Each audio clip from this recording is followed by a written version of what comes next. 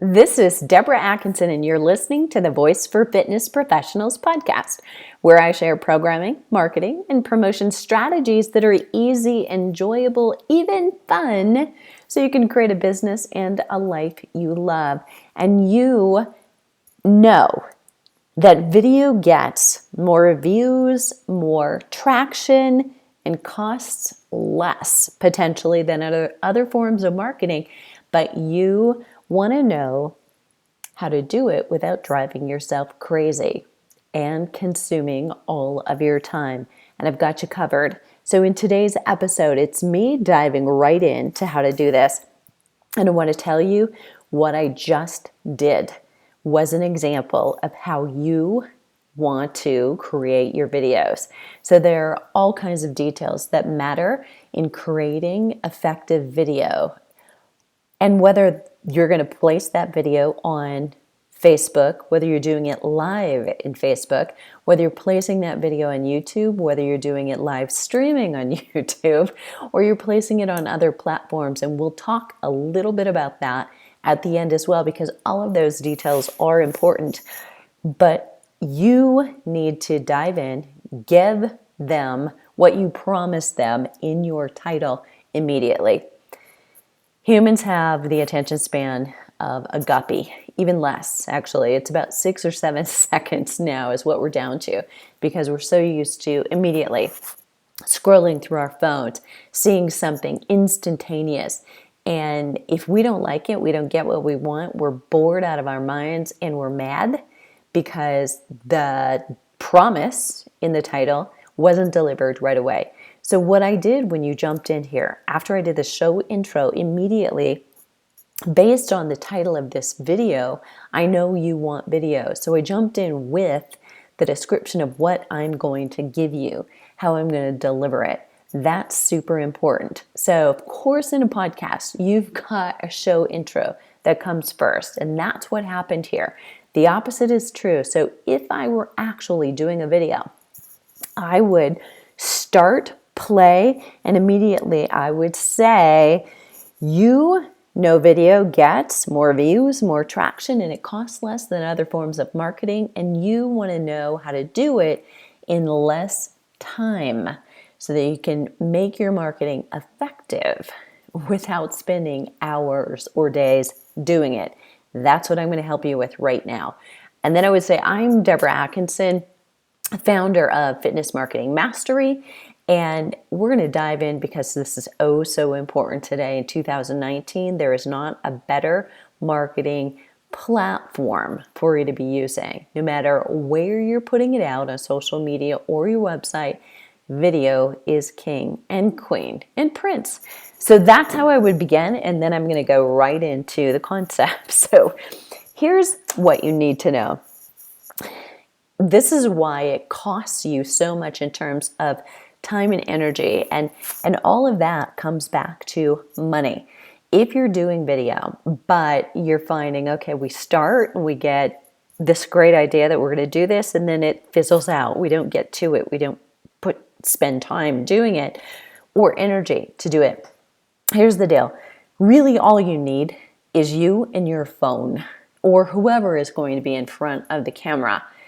All you need is your phone. So right now, in some instances, you can take better video or pictures with your phone than you can potentially with a cheaper HD video camera. And you've got fewer steps in between shooting it, editing it, which you can do also right on your phone, and then upload it. And there are some fitness brands and iconic brands that have millions of customers and followers and make millions of money based on videos they have shot by their phone on a tripod by themselves, edited it in iMovie, uploaded it, and then charged for a program. Simple. So there are really a whole lot less obstacles for you doing this than you think. The biggest one is probably in your head. We think about it, we think it's going to be a hassle, we don't know where to get started. So here is where to get started. First of all, when you decide to do this, it's got to be like an appointment in your calendar. So whether that's an hour on Friday afternoons when potentially your training is at a lull anyway. You decide, look at it in your calendar, when does that happen? But you've got to put it regularly in your schedule. And if that's got to be 2 hours because you're feeling like, I don't know, how to do some of these things, it takes a little longer. It will come together better and faster later, but allow yourself an hour and a half or 2 hours. But that's the time when you're going to shoot the video. So you've got to do some homework before you start shooting and turn on the camera. You need to list what you're shooting. So if you have a list of 5 videos you're going to shoot, you're going to be able to what we call batch your content. And you're going to get far better results because what you're doing is going to be like A to B to C to D, and you're going to drip out content that makes sense. They just got this video, and then as you're shooting, you're finishing that first one, you're going to say, in my next video, I'm going to be demonstrating this. And the second one is an opener, and maybe you're making recipes. In my next video or in my last video, I talked about this. That's how you begin the next one. And then you, again, tease. So you're kind of connecting the dots for your viewer who might land just to look at how you make a post-workout smoothie with the ingredients that are going to help you burn more fat, create more lean muscle. But you also then, if you've got them there and they like what they see, they may go back to look at the one that was pre-exercise. Here's your pre-exercise snack for feeling good without bogging yourself down, and then maybe there is the, you've done your post-workout. How do you finish the day with what's the great end of the day meal, especially if you're a morning exercise, or maybe that's your next video. But now you can see that you've really connected the dots. So you're not going to get them just to watch that one single video, but you're going to get them to watch the one before and the one after it. And you can plant seeds, and much more likely they will become a subscriber because they don't want to miss it. So of course, I'm kind of talking on what you might put on Facebook or on YouTube, where you're going to have subscribers who don't want to miss anything or miss notifications. That would be a logical way to do it. So you want 5 or 6 videos. And here's what you want to think about in terms of strategy. If you're trying to build your following, build rapport and trust, and get the opportunity to be in front of viewers longer and more frequently, start with short videos. Put a series of them in, and you want to release at least 1, potentially 2 a week is a great frequency and consistency. So you're putting 2 in there, you put 1 in, and maybe you schedule another one for 3 days later. Consistently, they release on Monday and Thursday, or maybe it's Tuesday and Friday, so that then they can expect it. It's like the newspaper used to land on your doorstep, the Sunday paper with the funnies and the lifestyle section and the sports catching up from the weekend. I don't know about you, but if that paper didn't show up early enough so that my dad could read it while he was having coffee, we were looking for that paper boy, right? Where was the paper, right? And that's really what you want to create. Anticipation, they're looking forward to it. You're releasing content on a regular basis. So whether it's a podcast or it's like a TV show that we used to tune into, right, and had to be there like every day at 4 o'clock to watch the show, we don't have to do that anymore. We can get things on demand, but people like to know they can count on you and they're going to get regular content. So be that consistent and regular. So that is important. If you're going to start and you really want to get traction, you've got to continue. So you're going to batch your shoots, but you're doing your research before you even push record. So you know, what 5 videos am I going to do? And I'll give you a really great example. So let's say you are working with older adults, and they typically have problems with arthritis, with osteoporosis, where that's a concern, even if they don't have it yet. They've got balance issues. Any one of those three things you could dive into deeper. So let's take balance. That could be the whole theme around a series, of 5 videos. So in video 1, you're actually demonstrating, here's where you begin, or here's how to, let's assess your balance. How are you doing? And in video 2, you'll tell them, we're going to begin at the beginning with some very basic balance exercises, and I'll tease a little more challenging one if you're ready for that. And then you can let them know in video 3, we're going to take this a little bit deeper. And, maybe you release those 5 days in a row and they're 2 or 3 minutes long. So you give them just enough to do and practice and then move on with you and want to tune in again. Maybe you don't. Maybe you release them 1 a week or 2 a week. The frequency is up to you. I'm currently playing with it on my own YouTube channel.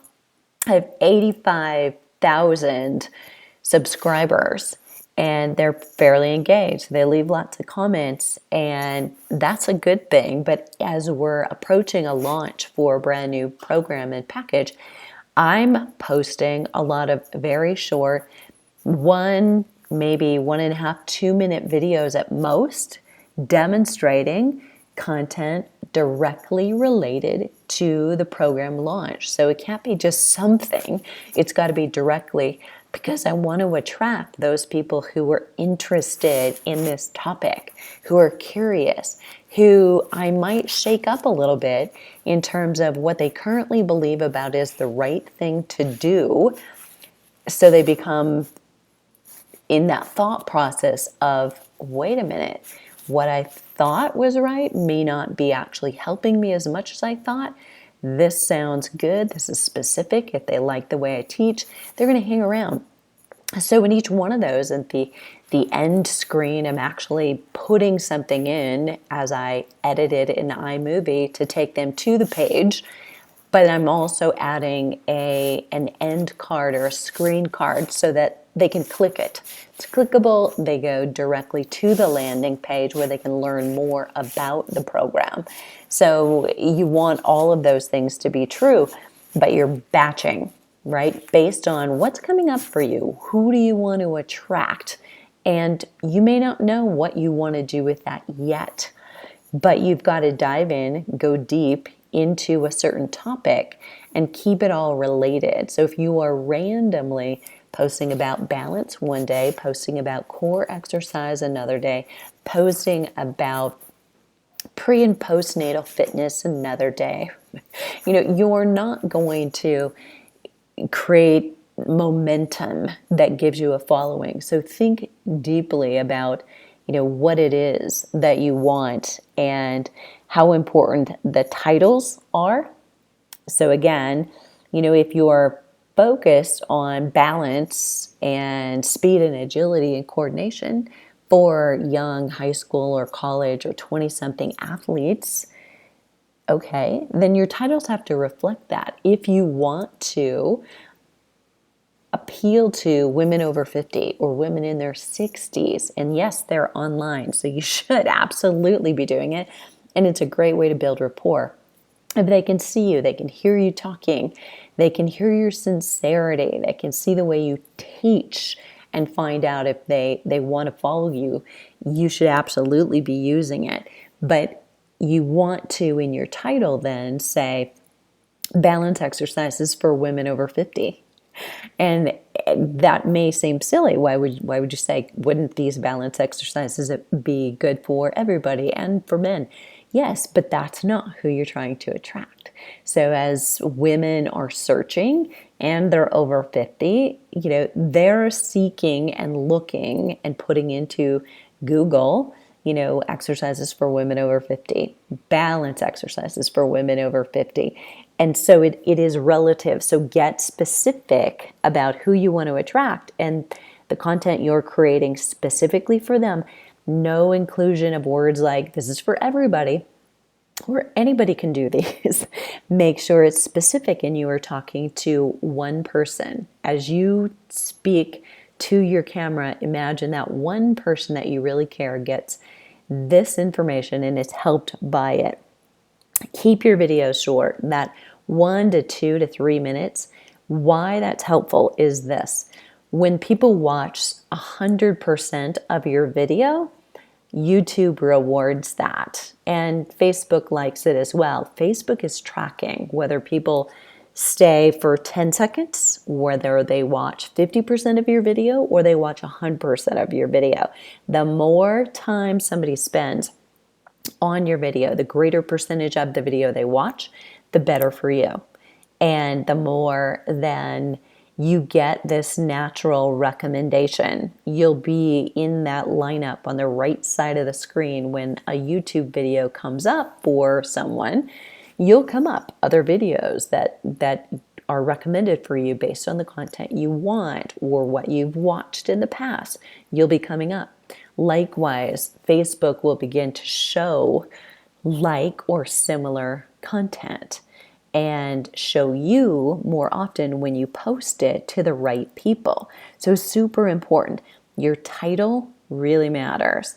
The thumbnail that you create for a video really matters. And it matters the most in YouTube, but you also may want to think about, do I want to use a thumbnail in Facebook? Because when it then sits after you initially post it, when it sits in your video grid, for lack of a better term. So when they're on your Facebook page, they click on videos and they go and they look at it, the thumbnail that they see there is either juicy and attractive and drives them in. It's like looking at pictures of food on a menu at a restaurant. If it looks appealing and appetizing, even if you don't know how it tastes, you think it's going to taste better. And so you're much more likely to order it. So I'm sure you've been, as I have, to a lower budget type of restaurant, and the pictures, the images are not that good, and it may make you move on to the next one and not spend too much time there. That influences us a great deal. So make sure that thumbnail is beautiful and bright and branded with your colors. Not necessarily your logo, but your logo colors. And if somebody has come to identify those with you, all the more important. And absolutely your logo can be on it, but it doesn't have to be the mainstay. Because unless somebody is out there searching for, I want everything that, trainer ABC or club XYZ puts out, they're not looking in that way. But you do want your brand on it so that they begin to associate, this is really good content with you, okay? So make sure that what you want them to do next is clear.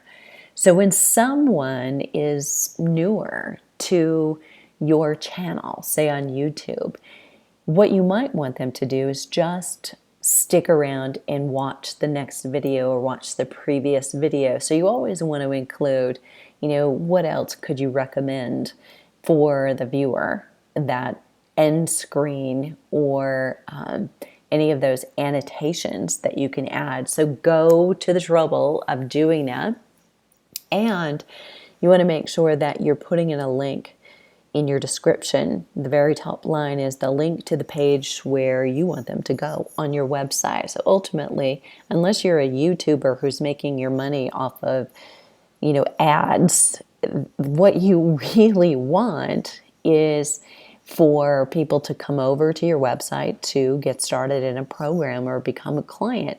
So put the page in there where specifically there is a very clear next step on that page. It's what we call a landing page. So they're not just going to the home page on your gym that serves young people, old people, men and women and children, and then guessing at what they should do next. You're taking them to a landing page that's exclusive to one specific thing where they can click. They can ideally get some kind of a freebie Maybe it's a series of 5 exercise videos for warming up or doing core. Maybe it is 3 of your favorite post-workout smoothies. But the point is now you have their email. Having X amount of subscribers on YouTube is not helpful unless those people have also come over and they are on your email list. That's where you begin to monetize social media. So remember what your goal is. And somebody is not going to probably come from YouTube to a purchase. There's a step or 2 or 3 that has to be in there. And it depends if it's a very low cost, low budget offer that you're making from YouTube. They might do it a $7 or a $10 or $11 or $21 item. Maybe no big deal. But if you're looking at a $97 or a $500 or a $1,000 purchase, you are probably going to have something else in there. So right now you don't know them. They are just like a stranger on the sidewalk. Would you go up to a stranger on the sidewalk and say, hey, I would love to begin personal training with you. I'd love to have you as a client. Are you ready to get started? Here's the package. It's 10 sessions for $999. You wouldn't do that, right? But essentially that's in some of our marketing is what we're doing online. So have that very clear what you want them to do next. So you're going to, summarizing, you're going to batch your content based on one niche area and then release it consistently. So you may decide we really want to grow this channel and are following quickly. You can try releasing really short videos, 1 a day for a week or 2 and pick up some traction and then begin to taper off, making sure that those that you release day after day after day are relative. They're related to each other and to the one specific customer, not 10 or 14 customers per 14 videos, but one specific one. And then back off. So you've got to keep consistency up until you've got about 100 videos up and you've released them consistently, say 2 a week regularly. That will continue to help you. YouTube likes it when they see that you release consistent and high quality content that your fans and followers like and engage with. They comment on it. They give thumbs up. Even if they give thumbs down, just AKA, they're engaging with you. So don't get all torn up about that, okay? So your title then of those videos is really important. So play with your title before you're sitting in front of YouTube editing and then ready to post it. As you batch the videos you're going to create your titles, do a little research on that as well. Go into YouTube and type in titles that you're thinking about. How many searches are there for that? What's happening when you Google that term? Is there a lot of activity there? So you want there to be a sweet spot where there's quite a bit of activity. It's not an overwhelming amount of activity. And look at the thumbnails on the videos that come up. Make yours stand out. Make yours different. And there should be some kind of a theme if you're stringing, say, 5 balanced videos together. Your thumbnail should all have the same color. They'll all have the same shape, the same font, but a different title so that someone very quickly can see at a glance, I see how this is connected. So much better, okay? So really important. And that's titles, thumbnails, how you're batching, and then what do you want them to do next? Make sure that you're clear on that yourself before you go in. Is this to grow my channel? And really, I want to get them to subscribe. In a video, one call to action makes the best sense. Don't get all crazy and just try to say, hey, subscribe to this channel right away. And if you want more information, come over here and click here. Plus, you want to go and look at the video before where I was talking about pre-exercise snacks and meals that will help you get through your workout better. And don't forget, come back tomorrow for tomorrow. That may sound like, but it also sounds like a used car salesman, right? So if you ask them in each video to do just one thing, you'll probably get so much better compliance and you won't be sending them on a wild goose chase. So know who you're at. Why would I ever, right? If I don't know you at all, do 5 things that you asked me to do, right? So I may on my own, if I really like it, do something more. So this last piece is really important. So as you're going to batch your video shoots, and that starts with planning what's my content going to be, and list your videos out. I'm going to shoot video 1, 2, 3, 4. Here's the title for this that I'm going to use, knowing what your next step is so that when you turn the camera on, you can be sure that you include that invitation to subscribe to the channel so you don't miss the next time I come live with another balance exercise. Know what that is. You've got to just be ready. And next, what are you going to do with these? So once you have it, you can post, and you want to post to YouTube. You want to post natively to Facebook, and that means you don't share from YouTube to Facebook because they don't play well together. This is pretty common knowledge, but if you don't know it, don't feel badly. But it's really important if you're shooting this on your phone, upload it directly to YouTube and then also upload it directly to Facebook separately. Don't upload to YouTube and then share to Facebook. And I know you can. I know you can do that, but that is not how you're going to get the most views. So in an experiment last year, it was probably over a year ago, I did this several times. So I created videos and I did both. I uploaded it to YouTube and then I did a share from YouTube of this video, plus almost at immediately the same time, I shared it and uploaded it natively to Facebook to see which one gets the most engagement, which one gets the most likes, comments, and shares and views within the first 24 hours and then the first 48 hours. And inevitably, it was always the one natively uploaded to YouTube that would get the best views. So you want to test everything for yourself. Don't just randomly believe, this is the way it is.